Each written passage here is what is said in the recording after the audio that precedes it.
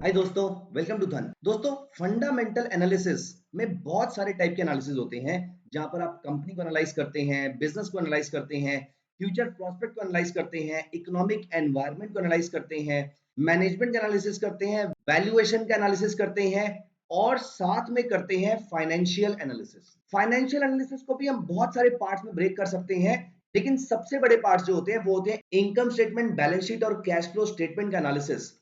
लेकिन दोस्तों, इनसे भी बढ़कर एक एनालिसिस होता है जहां पर आपको ये चेक करना होता है कि किसी कंपनी ने अपने इन्वेस्टर्स के लिए क्या किया है। क्या उसके इन्वेस्टर्स खुश हैं या नहीं है? क्या उसके इन्वेस्टर्स अपनी कंपनी को छोड़कर कहीं और जाएंगे या फिर वो इस कंपनी के वफादार बने रहेंगे? दोस्तों, अब ये इन्वेस्टर्स क्या होते हैं? इन्वेस्टर्स मतलब शेयर होल्डर, और शेयर होल्डर होता है प्योर कैपिटलिस्ट। उसको दिखता है सिर्फ पैसा, उसको चाहिए कंपनी से सिर्फ बढ़िया से बढ़िया return. As a share holder मुझे क्या चाहिए? I want my company to become the best company in the country और the best company in the world. और यहां पर मेरे लिए एज अ इन्वेस्टर इस बात का इंपैक्ट कम पड़ता है प्रैक्टिकली कि कंपनी कॉर्पोरेट सोशल रिस्पॉन्सिबिलिटी में कितना पैसा खर्च कर रही है। ऑफ कोर्स कर रही है तो बहुत अच्छी बात है, करना भी चाहिए। We have to give back to the society. But as a investor, चाहे मैं कंपनी की इक्विटी का इन्वेस्टर हूं या फिर मैंने कंपनी को उधार दिया हुआ है और मैं इस तरीके से कंपनी में इन्वेस्टेड हूं कि मैंने कंपनी के बॉन्ड परचेज कर रखे हैं, मेरे लिए कंपनी ने क्या किया इस बात पे डिपेंड करता है कि मेरे लिए कंपनी ने कितने रिटर्न्स जनरेट किए। तो दोस्तों, इस वीडियो में मैं आपके साथ ये डिस्कस करने वाला हूं कि रिटर्न्स की डेफिनेशन क्या होती है और कितने रिटर्न्स इन्वेस्टर को जमते हैं। इससे कम रिटर्न पे इन्वेस्टर खुश नहीं होगा और इससे बढ़िया रिटर्न अगर मिल गए तो इन्वेस्टर बहुत ही ज्यादा वाही वाही करेगा आपकी, और आपकी कंपनी को कभी छोड़कर नहीं जाने वाला। दोस्तों, क्या है ये रिटर्न्स की डेफिनेशन, कैसे कैलकुलेट किए जाते हैं और किस तरीके से ऐसी कंपनीज को शॉर्टलिस्ट किया जाता है जो मुझे बढ़िया से बढ़िया रिटर्न जनरेट करके दे पा रही है। आइए मैं आपको लेकर चलता हूं इस जर्नी में, जहां पर मैं आपको बताऊंगा कि एज अ इन्वेस्टर मेरी कंपनी के लिए क्या करना बहुत जरूरी है। लेकिन आगे बढ़ने से पहले मैं यहां पर एक रिक्वेस्ट करूंगा कि अगर आपने अभी तक हमारे चैनल को सब्सक्राइब नहीं किया है तो प्लीज मेक श्योर आप इस चैनल को अभी सब्सक्राइब कर लीजिए। हम आपके लिए बहुत मेहनत से बहुत ही अच्छा कंटेंट बनाने की कोशिश करते हैं सो दैट आप इससे लॉन्ग टर्म और शॉर्ट टर्म में प्रॉफिटेबल बन सके, आप एक अच्छे ट्रेडर बन पाए, आप एक अच्छे इन्वेस्टर बन पाए। हमारी ये कोशिश रहती है। तो ऐसे पैरामीटर्स और कुछ एग्जांपल उसके साथ साथ मैं आपके लिए लेकर आता रहता हूं सो दैट ये आपको एग्जैक्टली सिखा पाए कि लॉन्ग टर्म इन्वेस्टिंग क्या होती है और कैसे करी जाती है। तो आइए आगे चलते हैं। यहां पर डिस्कस करते हैं हम ऐसे पैरामीटर जो आपको बताएंगे कि कंपनी के स्टेक होल्डर्स के लिए क्या चीज सबसे ज्यादा इंपॉर्टेंट है। तो दोस्तों, कंपनी के बहुत सारे स्टेक होल्डर्स होते हैं। कंपनी का स्टेक होल्डर एम्प्लॉय होता है, गवर्नमेंट होती है, सप्लायर होता है, वेंडर्स होते हैं। लेकिन दो सबसे बड़े स्टेक होल्डर्स जो कंपनी के साथ बहुत ज्यादा जुड़ा महसूस करते हैं वो होते हैं ऐसे दो लोग, एक जिन्होंने कंपनी को उधार दिया हुआ है और दूसरे जिन्होंने कंपनी की इक्विटी परचेज करी हुई है। दोस्तों, जिन्होंने उधार दिया हुआ है मतलब these are the companies creditors, इनको भी कंपनी से रिटर्न चाहिए। और दूसरे जिन्होंने पैसे इक्विटी के फॉर्म में दे रखे हैं ये होते हैं शेयर होल्डर्स, इनको भी कंपनी से रिटर्न चाहिए। दोस्तों, यहां पर इन दोनों के लिए रिटर्न्स की डेफिनेशन अलग अलग होती है। तो यहां पर सबसे पहले मैं आपको बता देता हूं कि इनकम स्टेटमेंट कैसे फॉर्म की जाती है, कि इनकम स्टेटमेंट किस तरीके की दिखती है और उसमें से कौन सा रिटर्न किसके लिए सूटेबल है। तो दोस्तों, सबसे पहले एक कंपनी एग्जिस्ट करती है तो वो रेवेन्यू कमा रही होगी। एटलीस्ट हमारे होराइजन में जिस कंपनी को हम स्टडी कर रहे हैं, हम सिर्फ ऐसी कंपनी को स्टडी कर रहे हैं which are not shell companies, और इनका रेवेन्यू कमाना, इनका रेवेन्यू जनरेट करना बहुत जरूरी है। सो सबसे पहले सबसे ऊपर आता है रेवेन्यू। तो मैं एक ब्रॉडर वायरफ्रेम की फॉर्म में आपको यहां पर बता रहा हूं, डिटेल में एंट्री केसेस में नहीं जा रहा। तो यहां पर सबसे पहले ऊपर आता है रेवेन्यू, उसके नीचे आपने डायरेक्ट कॉस्ट माइनस कर दी which is for example cost of goods sold, तो आपके लिए बचता है ग्रॉस प्रॉफिट। ग्रॉस प्रॉफिट में से आप इनडायरेक्ट कॉस्ट या फिर selling, general, administrative etcetera expenses वगैरह माइनस कर देते हैं तो आपका बचता है EBITDA, earning before interest, taxes, depreciation and amortisation. इसमें से अगर आप नॉन कैश एक्सपेंस, डेप्रिसिएशन और एमोटाइजेशन माइनस कर दें तो बचता है ईबीआईटी। ईबीआईटी में से आप इंटरेस्ट एक्सपेंस माइनस कर दीजिए तो बचता है ईबीटी। इसमें से आप टैक्सेस माइनस कर दीजिए तो बचता है पीएटी, प्रॉफिट आफ्टर टैक्स, या फिर नेट इनकम, या फिर नेट प्रॉफिट, या फिर नेट अर्निंग्स। तो यहां पर दोस्तों हमारे सामने दो स्टेक होल्डर्स हैं, पहला क्रेडिटर, दूसरा शेयर होल्डर। शेयर होल्डर को कहां से पैसा मिल रहा है? नीचे से, जहां पर नेट प्रॉफिट आ रहा है, इसके बाद से पैसा शेयर होल्डर के पास जाएगा, डायरेक्टली जाएगा या इनडायरेक्टली जाएगा। और वहीं अगर हम इसके ऊपर चलें, क्रेडिटर को पैसा कहां से मिल रहा है, इंटरेस्ट एक्सपेंस कहां से मिल रहा है? वो मिल रहा है ईबीआईटी से। तो दोस्तों यहाँ पर दो टर्म्स होती हैं, आरओसीई और आरओई। आरओसीई मतलब रिटर्न ऑन कैपिटल एम्प्लॉयड। हम दो लोगों ने, क्रेडिटर और शेयर होल्डर, दोनों ने जितना पैसा लगाया है इसमें से रिटर्न कितना निकला है। तो EBIT upon total capital employed, चाहे वो इक्विटी की कैपिटल हो या फिर वो डेट की कैपिटल हो, आरओसीई होता है ईबीआईटी अपॉन कैपिटल एम्प्लॉयड। इसका मतलब ये होता है कि एक कंपनी ने इन दोनों स्टेक होल्डर्स के लिए कितना रिटर्न जनरेट किया है। और दूसरी इंपॉर्टेंट टर्म शेयर होल्डर के लिए जो होती है वो होती है ROE, which is net income divided by share holders equity. अब दोस्तों हम दोनों स्टेक होल्डर्स अगर अपना हाथ खींच लें तो कंपनी कोलैप्स कर जाएगी, इसीलिए इन दोनों लोगों के लिए कंपनी के लिए रिटर्न जनरेट करना बहुत इंपॉर्टेंट होता है। और दोस्तों यहां पर मिलती है हमें एक इन्वेस्टमेंट फिलॉसफी, यहां पर मिलती है इन्वेस्टमेंट स्ट्रेटजी। जो company, listen to me carefully, जो कंपनी अपने दोनों स्टेक होल्डर को खुश नहीं रखेगी वो कंपनी एग्जिस्ट नहीं करने वाली। ना तो कोई लेंडर उसको लोन देगा, ना कोई शेयर होल्डर उसको इक्विटी की फॉर्म में पैसा देगा। इसका मतलब दोस्तों ये है कि एक कंपनी जो आरओसीई जनरेट नहीं कर रही है और जो आरओई जनरेट नहीं कर रही है, इनको पैसा नहीं मिलने वाला।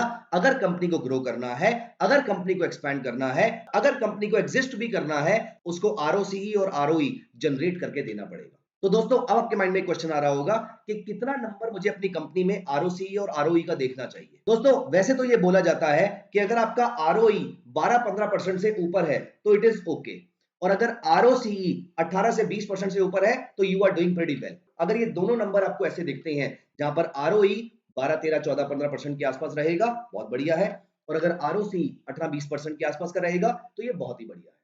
ये दोनों पैरामीटर अगर मैच करते हैं, इसका मतलब आपकी कंपनी दोनों अपने स्टेक होल्डर को खुश रख पा रही है। अगली बार जब भी पैसे चाहिए होंगे कंपनी जनरेट कर पाएगी, कंपनी आराम से एक्सपैंड कर पाएगी, कंपनी को जहां खर्चा करना होगा वो कर पाएगी, कैपेक्स कर पाएगी, सब कुछ कर पाएगी, इवेंचुअली ग्रो कर पाएगी। लेकिन दोस्तों यहां पर वीडियो के एंड में मैं आपको एक बहुत ही खास चीज बताने वाला हूं।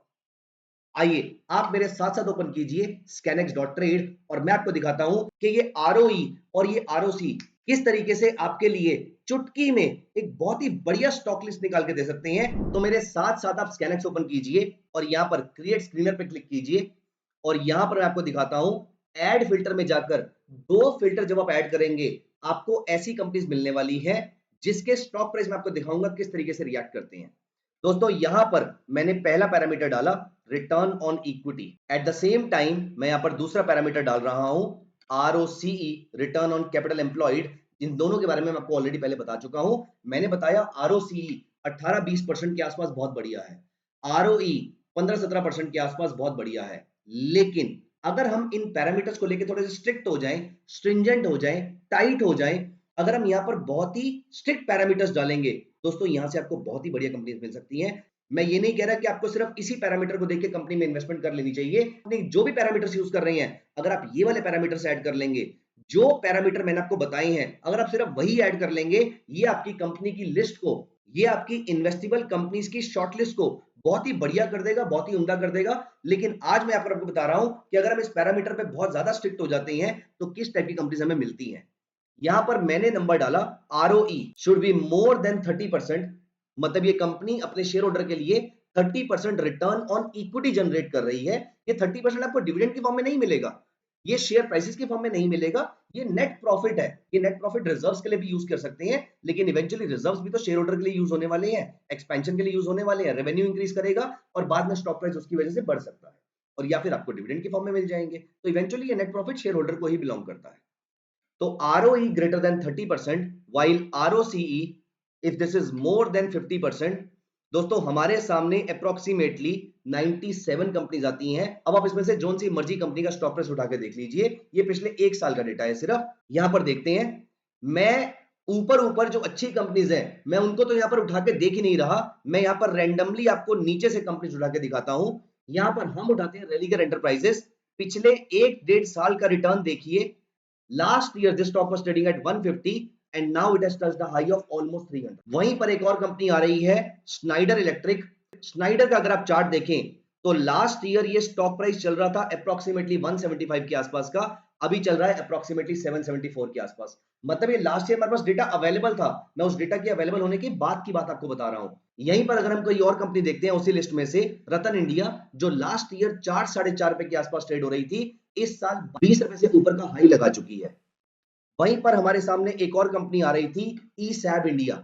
ईसैब ने, जो कि लास्ट ईयर ट्रेड हो रही थी अप्रोक्सीमेटली 4,000 रुपए के आसपास, आज ये 7,000 रुपए के आसपास ट्रेड हो रही है। आप इनमें से जौन सी मर्जी कंपनी उठा के देख लीजिए। यहाँ पर अगर आप इमेजिका वर्ल्ड देखते हैं, यहाँ पर हम इमेजिका पे क्लिक करते हैं। लास्ट ईयर ये स्टॉक ट्रेड हो रहा था अप्रोक्सीमेटली 38 रुपीज के आसपास का। उसके बाद इसने हाई मारा है अप्रोक्सीमेटली 100 रुपए के आसपास का, 250% के आसपास का रिटर्न। आप ये सोच सकते हैं कि लास्ट ईयर बहुत सारे स्टॉक्स ने रिटर्न दिए हैं, लेकिन दोस्तों अगर आप इन स्टॉक्स को निकालेंगे तो ये स्टॉक्स इंडेक्स से बहुत आगे हैं और इन स्टॉक्स ने अपने सेक्टर में आउट परफॉर्म भी किया है। नो वंडर वो वाली सारी कंपनीज जो अपने शेयर होल्डर और अपने लेंडर्स को खुश रखेंगी, सारे शेयर होल्डर्स के शेयर को परचेज करना जरूर चाहेंगे। दोस्तों आप जो मर्जी फिलॉसफी यूज करते हैं, आप जो मर्जी स्क्रीनिंग के पैरामीटर्स यूज करते हैं, आप इसके अंदर आरओई और आरओसी को भी ऐड कर सकते हैं। अगर आरओई 20-25% से ऊपर है, आरओसी 25-30% से ऊपर है, ऐसा होने पर आपकी कंपनीज के खराब निकलने के चांसेस बहुत ही कम हो जाते हैं, बहुत ही मिनिस्कल हो जाते हैं। ऐसी कंपनीज के प्राइसेस मोस्टली ऊपर जाते हैं, ऐसी कंपनीज मोस्टली आउट परफॉर्म करती है मार्केट को। वैसे तो ये स्कैनर्स बहुत ही सिंपल है, आप बना भी सकते हैं, लेकिन मैं स्टिल इस स्कैनर को आपके लिए सेव कर देता हूं। लेकिन मैं इसका नाम extra ordinary return generators ROE and ROC के नाम से सेव कर रहा हूं। अगर आपको ये स्कैनर चाहिए हो तो आप कमेंट सेक्शन में आरओई एंड आरओसी लिख दीजिएगा, मैं आपके साथ इसका स्कैनर शेयर कर दूंगा। तो दोस्तों कैसे लगी आपको ये वीडियो मुझे कमेंट सेक्शन में जरूर बताइएगा। और आरओई और आरओसी के बारे में अगर आपको कोई भी इंफॉर्मेशन चाहिए हो उसके बारे में भी आप मुझे जरूर बताइएगा। Thank you so much, see you in the next video, bye bye. Investments in the securities market are subject to market risk. Read all the related documents carefully before investing.